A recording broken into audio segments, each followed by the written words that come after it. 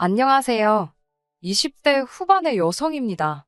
제가 이렇게 사연을 쓰게 될 줄은 몰랐네요. 막상 이혼은 했는데 마음 한켠이 여전히 갑갑하고 막막하고 털어놓을 사람도 마땅치 않아서 이렇게 사연을 적어봅니다. 남편과 저는 같은 대학을 나왔습니다. 하지만 같이 학교를 다닌 것은 아니기에 서로의 존재는 몰랐지요. 그런 남편과 제가 만나게 된 건 선배와의 대화라는 취업 관련 프로그램을 통해서였네요.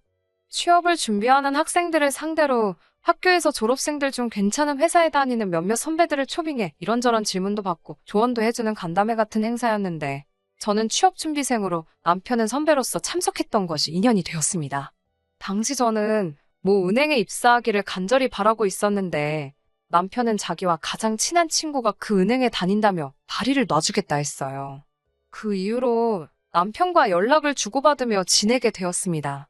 하지만 정작 소개해주겠다던 그 친구와는 자리를 만들지 않더라고요. 나중에서야 남편이 제 번호를 얻기 위해 거짓말을 했었다는 걸 알게 되었습니다. 비록 남편에게 실질적인 도움은 받지 못했지만 그럼에도 불구하고 저는 제가 목표로 하던 은행에 들어갈 수 있었습니다. 제 입사 소식을 듣고 남편은 저희 부모님만큼이나 기뻐하더라고요. 그도 그럴 것이 사실 남편은 제가 취업을 준비하는 동안 두 차례나 저에게 사귀자며 속된 말로 연애를 걸어왔습니다. 취업이다 뭐다하여 마음의 여유가 없었던 저로서는 매번 그런 남편의 고백을 무시하고 거절할 수밖에 없었고요. 하지만 제가 취업에 성공하고 나니 남편이 이젠 정말 핑곗거리도 없지 않냐면서 자기에게 한 번만 기회를 달라 했습니다. 남편의 진심 어린 태도에 저는 마음의 문을 열게 되었고 그렇게 남편과 연인 사이로 발전했네요. 오빠 동생이 아닌 여자친구로서 남편을 옆에서 지켜보니 그동안 신경 쓰지 않았던 것들이 눈에 들어왔습니다. 가령 남편의 나이라던가 집안 상황이라던가 그런 것들이요. 특히나 남편이 생전 연애를 안 하는 눈치다 보니 시부모님께서는 당신 아들한테 무슨 문제라도 있나 싶어서 걱정이 이만저만이 아니셨다고 합니다. 그런 와중에 남편이 처음으로 저를 여자친구라고 소개를 했으니 시부모님께서 얼마나 좋아하셨을지 상상이 되실까요? 저와 연애를 시작한 걸 아시더니 묻고 따질 것도 없이 제가 너무 마음에 드신다며 어머님께서는 앞으로 진짜 모녀 사이처럼 친하게 지내자 하셨습니다. 저는 실제로 친정어머니와 사이가 굉장히 좋습니다. 그리고 친정어머니 이야기가 나와서 말이지만 저희 친정부모님은 환갑이 지난 지금도 일을 하십니다. 저희 친정에 돈이 없어서 먹고 살자고 하시는 건 아니에요. 두 분 사시는 아파트를 제외하고도 월세 받는 상가도 있으시고 연금도 있으시고 정확한 금액은 모르겠지만 현금도 어느 정도 보유하고 계시거든요.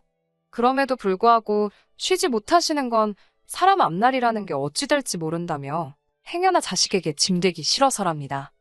반면에 시부모님께서는 노후 대책을 전혀 세우고 계시지 않으셨어요.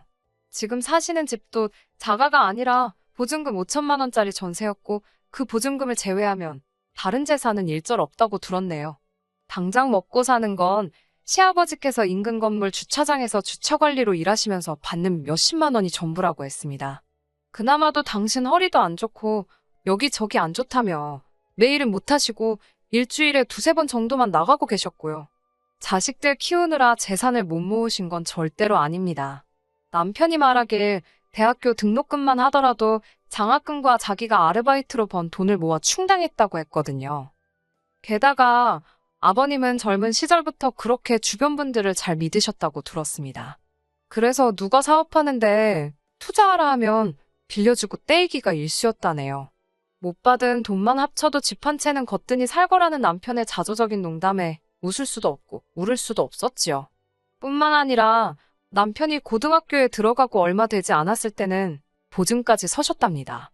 그때만 해도 어머님도 죽기 살기로 보증만큼은 안 된다고 아버님을 말리셨대요. 하지만 남편의 표현을 빌자면 여자가 뭘 아냐고 어머님 말씀을 귓등으로도 안 들으시고 결국 당신 마음대로 하셨답니다. 진짜 문제는 사람이 화장실 가기 전이랑 가고 나서랑 마음이 다르다고 그 친구분은 결국 그대로 돈도 갚지 않고 잠적을 했고 피해는 고스란히 남편을 포함한 시댁 식구들이 있게 되었지요. 그나마 지금 살고 계신 집 한 채 지키고 계신 것도 용하다며 웃어버리는 남편을 보고 저 속이 말이 아니겠구나 싶었습니다.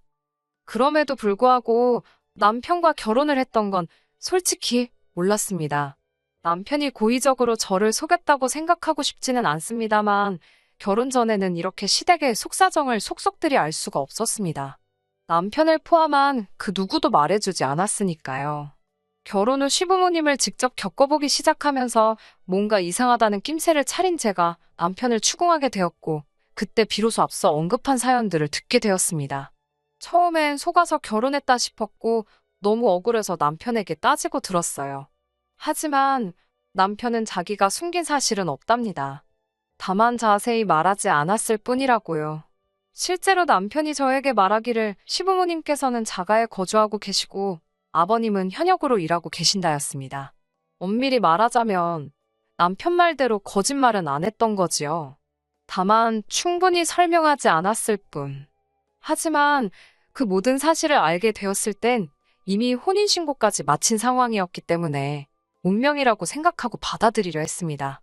또 한편으로는 시댁 상황과는 별개로 남편의 경제 개념에 어느 정도 믿음이 있었거든요. 혼자 힘으로 대학교도 나왔고 나름대로 안정적인 직장 생활을 하고 있었으니까요.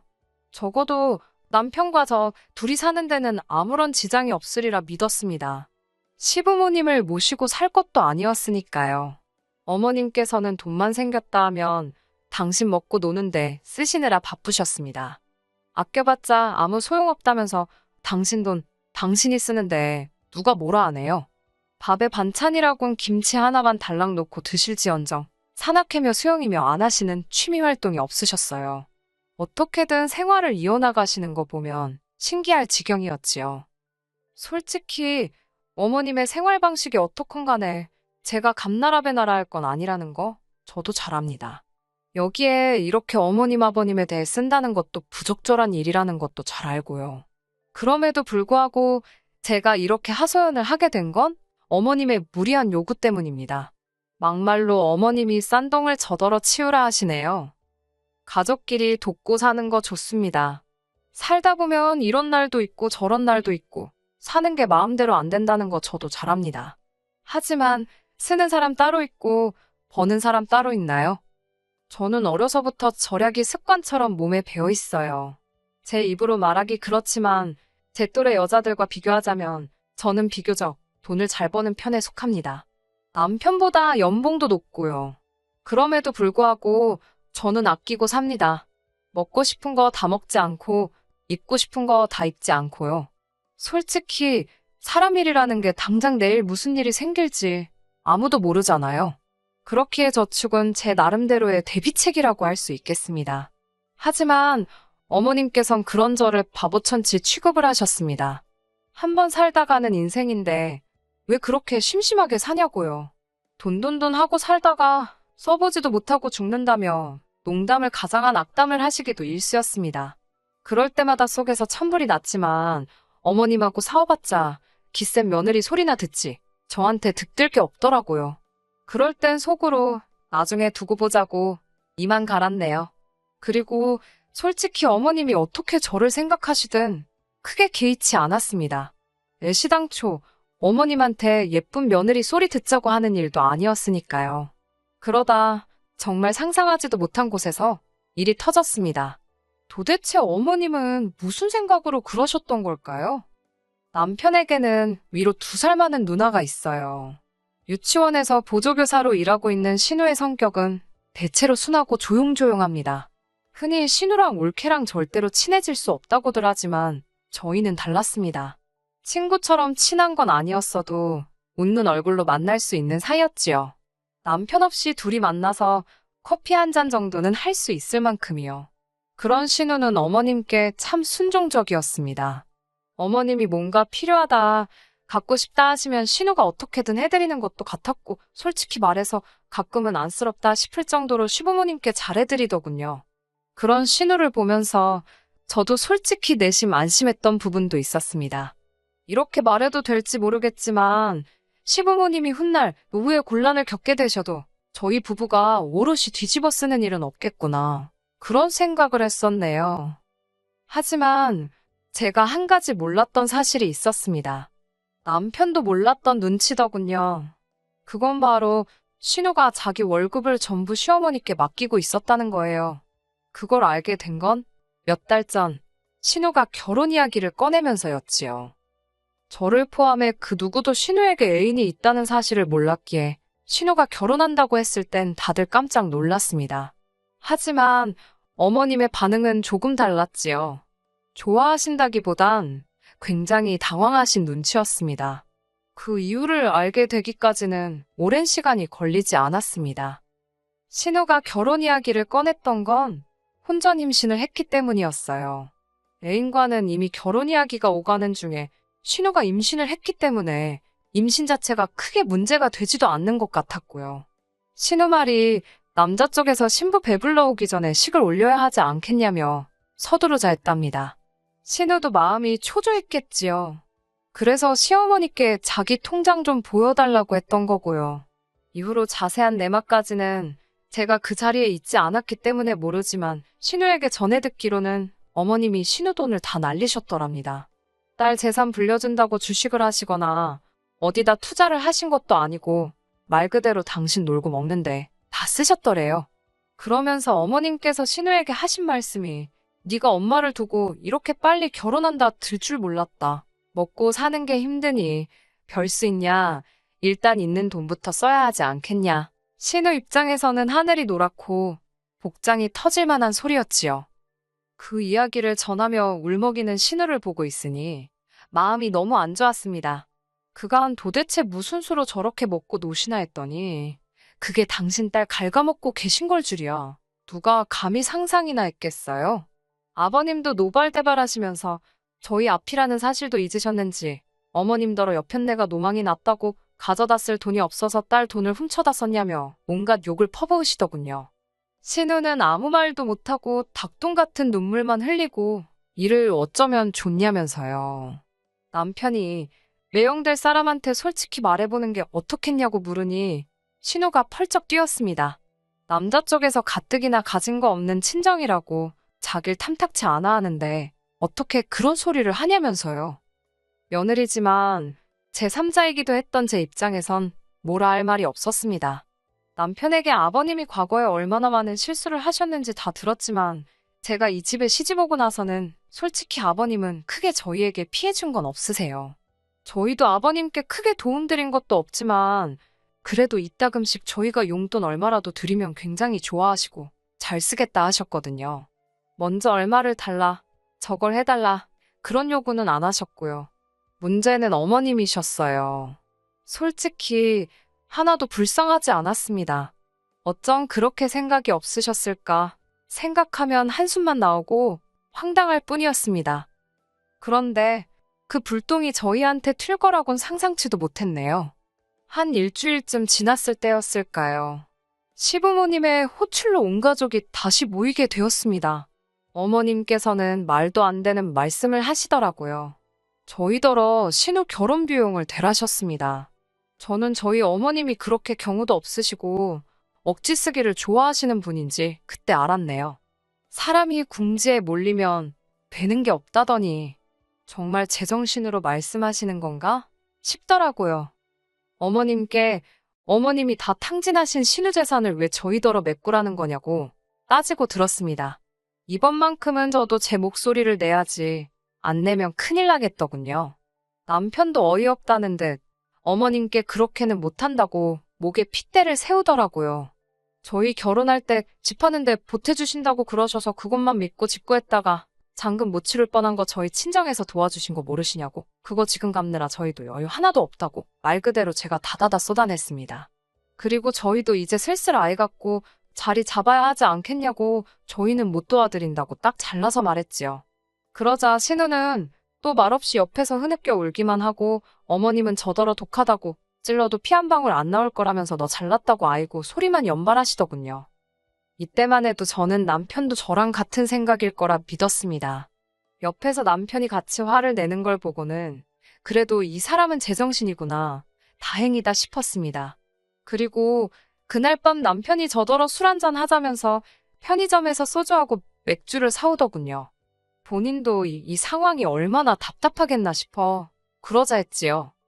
그런데 술이 몇 잔 들어가자 남편이 슬슬 헛소리를 하기 시작했습니다.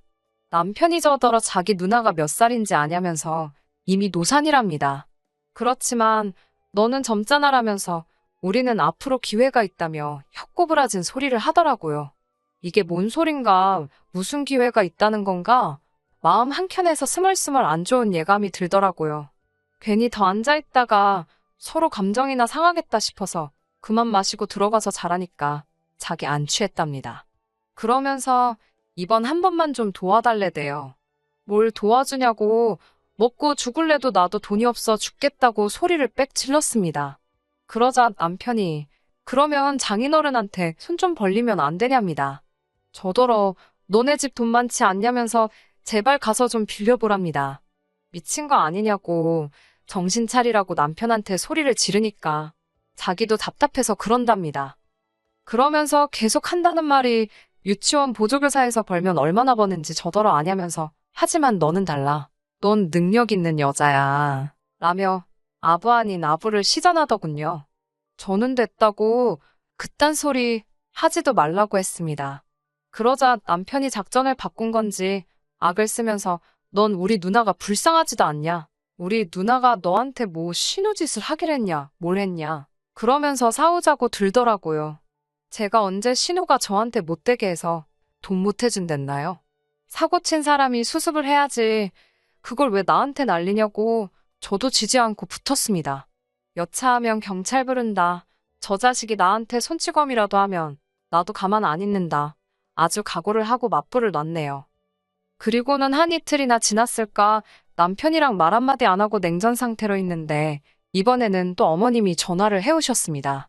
얘기는 잘 해봤냐는 물음에 벌써 남편이 어머님과 내통을 하고 있다는 생각이 딱 들더군요. 무슨 말씀이신지 모르겠지만 돈 없다고 딱 잡아댔습니다. 그러자 어머님께선 한숨을 내쉬더니 그러면 예단이라도 해주게 1,000만 원만 달랍니다. 어이가 없어서 아들 장가갈 때는 이런 한 푼 안 해주시더니 어떻게 1,000만 원을 저한테 찾으시냐 그랬어요. 그러자 너는 신우가 혼전임신까지 해서 아주 그 집에 기어 들어가면 좋겠냐입니다. 저는 신우한테는 유감이지만 어머님이 그렇게 만드신 거 아니냐고 되물었습니다. 그러자 어머님께서는 정말 저한테 정 떨어진다면서 당신 아들하고 이혼하랍니다. 저같이 독한 엑스랑 사는 거 못 보시겠다면서요. 그 말 듣는데 어머님도 믿는 구석이 있으시니 나한테 저렇게 말을 막 하시는구나 싶더군요. 당신이 아무리 막말을 해도 아들이 당신 편이다 이거였지요. 결국 신우이를 계기로 저와 남편은 이혼하게 되었습니다. 남편이 한다는 소리가 이혼하면 어차피 그동안 모은 돈 위자료로 다 토해내야 된답니다. 멍청한 소리하고 있다고 당신이랑 나랑 2년밖에 안 살았고 당신 결혼할 때 해온 것도 하나 없고 월급 관리도 따로 하고 있었는데 무슨 위자료냐고 변호사 사무실에서 듣고 온 그대로 읊어주었습니다. 그리고 아니나 다를까 위자료는 개뿔 남편이 결혼할 때 자기가 모은 돈이랍시고 3,000만 원 들고 와서 집 살 때 보탰거든요. 그거 친정 아버지가 2,500이라도 받고 떨어지라며 던져주셨네요. 집은 원래 시댁에서 7,000 보태주신다더니 이것도 생각해보면 어이없어요. 재산이 7,000이 없는데 어떻게 저런 약속을 하셨던 건지. 아무튼 시댁에서 빵꾸 내신 덕에 친정에서 도와주셨거든요. 그러면서 명의도 제 명의로 사게 돼가지고 뭐 나누고 말 것도 없었습니다. 남편은 그 2,500으로 뭐 했을까요? 신우 시집 가는데 보태줬을라나 모르겠네요. 솔직히 전 남편이 저와 이혼할 때 어머님이 어느 정도 부추기신 것도 있다고 생각합니다. 위자료 타령은 어머님 입에서 먼저 시작되었거든요. 참 바보 같지요. 돈 앞에선 자식들 인생이고 뭐고 안중에도 없으신 모양이에요. 남편이나 신우가 불쌍할 뿐입니다. 끝까지 들어주셔서 감사합니다. 오늘의 사연은 여기까지입니다. 구독과 좋아요, 알람 설정 부탁드리고 더 좋은 사연으로 다시 찾아뵙겠습니다. 감사합니다.